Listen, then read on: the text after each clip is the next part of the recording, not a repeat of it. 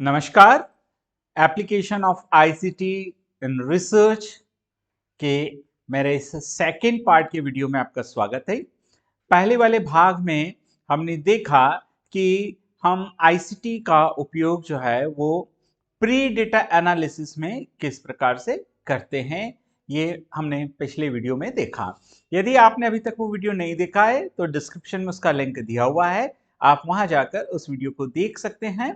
आज हम जो है आईसीटी का डेटा एनालिसिस में किस प्रकार से उपयोग किया जाता है इसके बारे में हम अब बात करेंगे।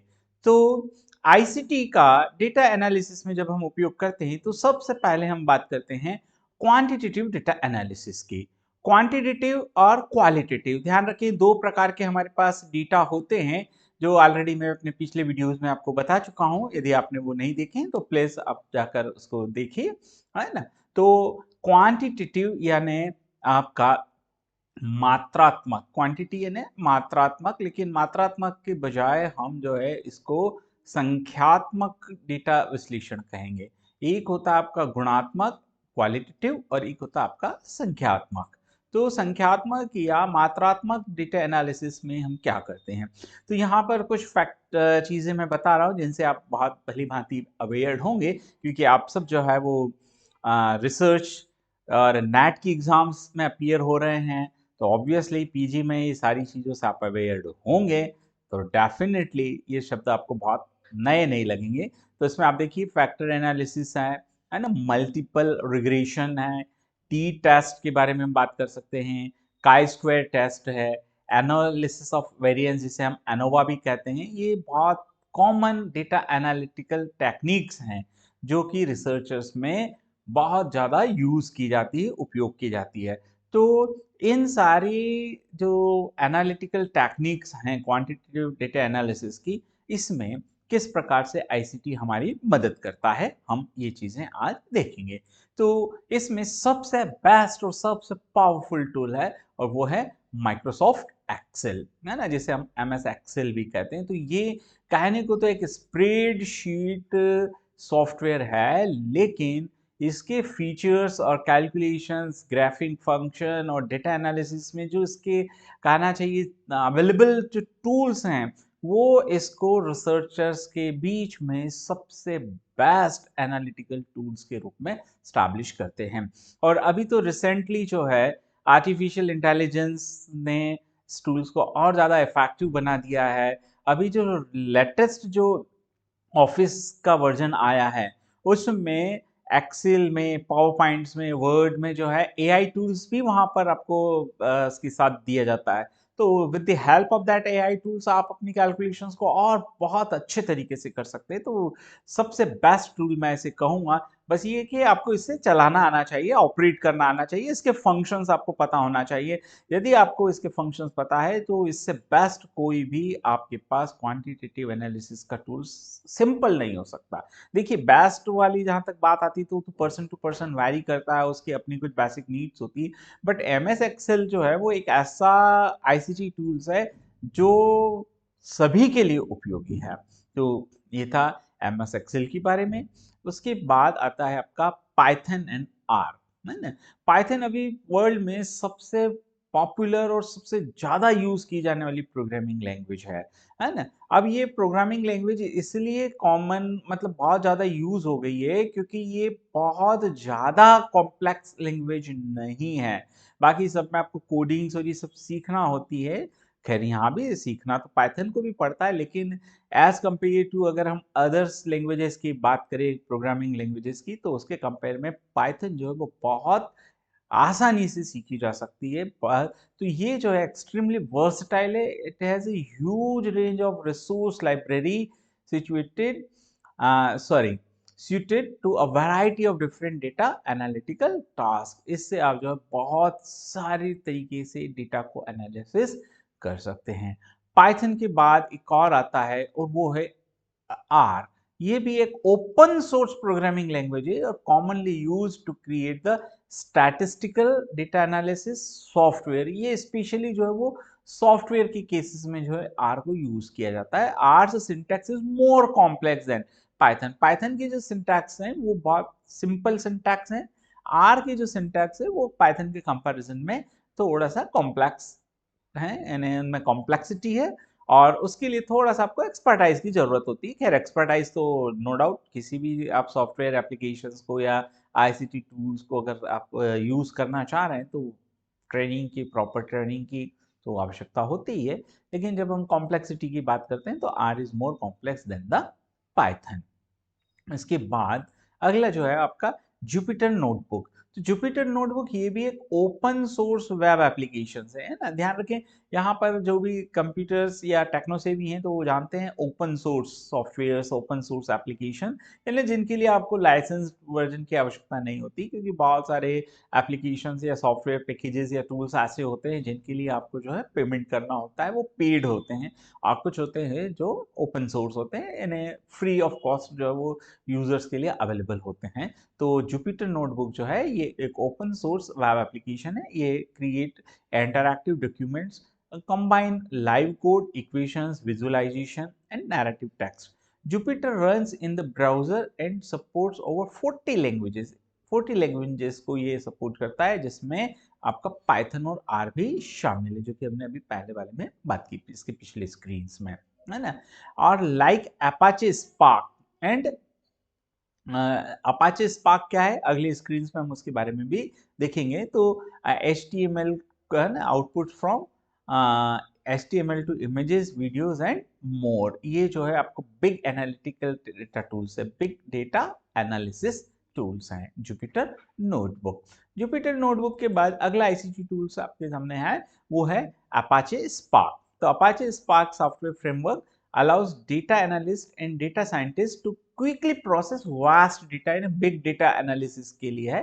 It was first developed in 2012 and बाद में इसको क्या कर दिया गया, नॉन प्रॉफिट फाउंडेशंस को डोनेट कर दिया गया है, और यहाँ पर जो है सिमिलर फ्रेमवर्क एग्जिस्ट करते हैं, और इसमें 100 टाइम्स फास्टर है हुडूप के कंपैरिजन में अगर हम बात करें तो, है ना। Spark is exceptionally fast by using RAM rather than the local memory। ये लोकल मेमोरी के बजाय किसको यूज करता है, RAM को यूज करता है, और ये से ज्यादा फास्ट है ना। अपाचे स्पार्क के बाद अगला आता है आपका एसएस, है ना। SS stands for statistical analysis system. ये भी एक पॉपुलर कमर्शियल कहना चाहिए पैकेज सॉफ्टवेयर है, विच suits of business intelligence and data analysis tool. It was developed in late 1960s and evolved ever since. Its main use today is for profiling customers, reporting, data mining and predictive modeling, उसमें use होता है। और अगला जो है तो maths वालों के लिए और साइंस वालों के लिए तो इसका कोई कहना चाहिए ऑप्शन ही नहीं बचता, वो है मैटलैब, है ना। तो मैटलैब जो है ये भी क्या है, आप देखो क्या लिखा है, the heart of MATLAB is MATLAB language. ये एक मैट्रिक्स बेस्ड लैंग्वेज है which allow the most natural expressions of computational mathematics. Computational mathematics की जब हम बात करते हैं तो स्पेशली इंजीनियर्स और साइंटिस्ट के लिए डिजाइन और सबको एनालाइज करना, तो उसमें मैटलैब का कोई तोड़ नहीं है, मैटलैब का कोई कहना चाहिए सानी नहीं है ना। और मैटलैब की बात आपका था प्रिज्मेट एंड, है ना, ग्राफपैड प्रिज्म, है ना। तो ग्राफपैड प्रिज्म, ग्राफपैड इसी में इसका एनालिसिस का छिपा हुआ, ये जो है ये बहुत अच्छे से आपको एनेबल करता है ना, draw graphs, interpretation to draw graphs, यानी आपका जो भी एनालिसिस आपने किया है तो in form of the equation, regression analysis, बहुत सारे आपके पास टूल्स हैं, आप जब उनको विजुलाइज करते हैं तो with the help of graph आप उसका बहुत अच्छे से बेहतर तरीके से इंटरप्रिटेशन कर सकते हैं। तो उसके लिए आपको जो है वो प्रिज्म 8 था। तो ये आपके कुछ ग्राफ्स उससे रिलेटेड थे। देन आता आपका क्वालिटेटिव एनालिसिस, है ना। अभी हमने जो बात की थी ना वो किसके बारे में बात की थी, हमने क्वांटिटेटिव एनालिसिस की बात की थी, लेकिन अब हम बात करेंगे क्वालिटेटिव एनालिसिस, है ना, क्वालिटेटिव डेटा एनालिसिस। इसके पहले वाले जो टूल्स थे ना वो सभी आपके मेनली किस में आ रहे थे, क्वांटिटेटिव डेटा एनालिसिस में, लेकिन अब जो है हम क्या कर रहे हैं, गुणात्मक विश्लेषण की हम बात कर रहे हैं। अब ये क्वालिटेटिव एनालिसिस क्या है ना। तो मैं आपको बहुत बेसिक्स एग्जांपल्स बताता हूँ कि आज पूरा देश जो है वो क्या कर रहा है, 15 अगस्त स्वतंत्रता दिवस मना रहा है। आज हमारे लाल किले की प्राचीर से माननीय प्रधानमंत्री श्री नरेंद्र मोदी जी ने 90 मिनट का एक भाषण दिया। जैसे ही उनका स्पीच खत्म हुआ कि थोड़ी देर में सारे मीडिया चैनल्स और सोशल मीडिया प्लेटफॉर्म्स जो हैं उस 90 मिनट के भाषण का एनालिसिस करने लगे कि उन्होंने कितने टाइम किस शब्द को बोला, उनके बॉडी गेस्चर्स क्या थे, उनका वॉइस टोन्स क्या था, सारी चीज़ें। इसके साथ साथ अभी 2 घंटे 12 मिनट के लगभग जो है वो लोकसभा में अविश्वास प्रस्ताव की रिप्लाइंग में बोले। तो वहाँ पर भी जो है विश्लेषक थे, उन्होंने इन सब का विश्लेषण किया, स्पीच का विश्लेषण किया। तो such type of analysis known as the data analysis, ये सोशल साइंसेज में या ह्यूमैनिटीज में बहुत काम का है। तो क्वालिटेटिव डेटा एनालिसिस किस प्रकार से किया जाता है और उसमें हमारे पास जो टेक्निक्स हैं, आईसीटीज हैं, वो क्या करते हैं। तो सबसे पहला है atlas.ti। तो ये एक computer assisted qualitative data analysis software है। ये क्या फैसिलिटीज प्रोवाइड करता है, analysis data for qualitative research, quantitative research and mixed method of, है ना, तीनों के लिए है ये, क्वालिटेटिव भी है, क्वांटिटेटिव भी है और मिक्स्ड भी, पर मेनली जो है इसको हम क्वालिटेटिव एनालिसिस के लिए यूज करते हैं। और जैसा कि आप इसकी पंच लाइन में देख सकते हैं क्या लिखा हुआ है, क्वालिटेटिव डेटा एनालिसिस, है ना, ये इसका वो लोग मतलब लोगो है और लोगो के नीचे जो पंच लाइन लिखी है वो क्वालिटेटिव डेटा एनालिसिस। उसके बाद है एनवीवो। तो NVivo is also qualitative data analysis computer software package है ना। और ये हमें देखिए कहाँ किस रेंज में, डाइवर्स रेंज ऑफ फील्ड्स कहाँ कहाँ ले जाता है, इंक्लूडिंग सोशल साइंसेज, सामाजिक विज्ञान सच एज एंथ्रोपोलॉजी, नृतत्व शास्त्र या मानव शास्त्र, साइकोलॉजी, मनोविज्ञान, कम्युनिकेशन, है ना, आपकी संवाद या संचार, सोशियोलॉजी, समाज शास्त्र या सामाजिक विज्ञान, as well as field as forensic science, है ना, अपराध विज्ञान और टूरिज्म, पर्यटन, क्रिमिनोलॉजी और मार्केटिंग, इन सब में रिसर्च के लिए बहुत स्ट्रांगली जो यूज किया जाता है कंप्यूटर सॉफ्टवेयर पैकेज, उसका नाम है एनवीवो। एनवीवो के बाद अगला जो है वो है आपका, है ना, ट्रांसीना।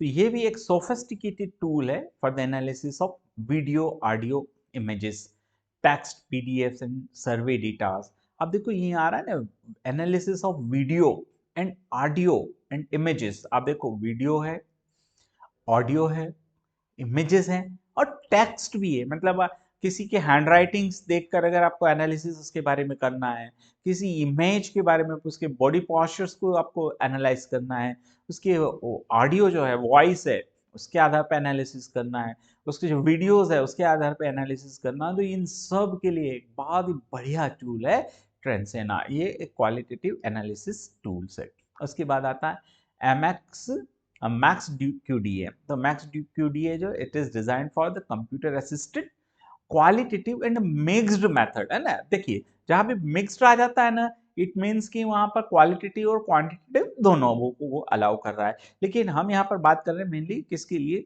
क्वालिटेटिव, तो हम उसी के रेफरेंस में बात करेंगे। तो ये जो है ये वर्बी करके एक सॉफ्टवेयर बेस्ड है जो जर्मनी से डेवलप किया गया है। ये हमारे पास कुछ क्वालिटेटिव एनालिसिस के डेटा टूल्स थे। तो आप देखें कि हम जो है प्री डेटा एनालिसिस के बाद हमने क्या देखा कि डेटा एनालिसिस जो हम करते हैं, तो डेटा एनालिसिस में बोथ द क्वांटिटेटिव, है ना, और दूसरा हमारा क्या था, क्वालिटेटिव। तो क्वालिटेटिव डेटा एनालिसिस में आईसीटी टूल्स क्या रोल प्ले करते हैं और कौन कौन से आईसीटी मेन टूल्स हैं, क्वांटिटेटिव में कौन से हैं, तो हमने ये दोनों देखे, क्वालिटेटिव क्वांटिटेटिव। तो आई होप कि आपको ये बात अच्छा लगा होगा, आपको समझ आ रहा होगा। तो अगले मिलते हैं अगले पार्ट्स में। अगले पार्ट्स में हम देखेंगे पोस्ट डेटा एनालिसिस। तो एक बार पुनः मैं ये रिक्वेस्ट करूंगा कि यदि आपने मेरा चैनल अभी तक सब्सक्राइब नहीं किया है तो प्लीज़ इसे सब्सक्राइब कीजिए, और इसी का पहला पार्ट यानी data analysis ICT tools in research में, तो पहला पार्ट देखने के लिए आप जो है आई बटन पे क्लिक करें और उस वीडियोस को देखें। तो धन्यवाद, थैंक यू।